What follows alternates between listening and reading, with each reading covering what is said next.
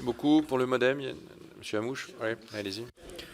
Monsieur le Président, Madame la rapporteure, Monsieur le rapporteur général, mes chers collègues, les 4 ordonnances proposées à notre ratification ce jour seront votées par le MoDem. La première est relative au Fonds de solidarité qui a été mis en place dès mars, qui a été sans cesse amélioré, abondé. Depuis notamment le Fonds de solidarité a permis de soutenir plus de 1,9 million de bénéficiaires pour un engagement budgétaire de plus de 12,9 milliards d'euros.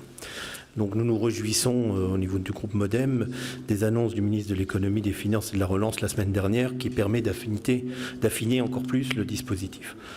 Pour la deuxième ordonnance en matière de commande publique, qui crée un régime spécifique pour la durée de crise, je voudrais souligner cependant que certaines des procédures mises en place dans l'urgence ont été améliorées et pérennisées par la loi Accélération, Simplification de l'action publique, la loi dite ASAP, qu'il s'agisse de l'accès des entreprises en redressement au marché public ou encore la place de nos TPE, PME dans les marchés globaux. Nous ne pouvons que saluer cet engagement.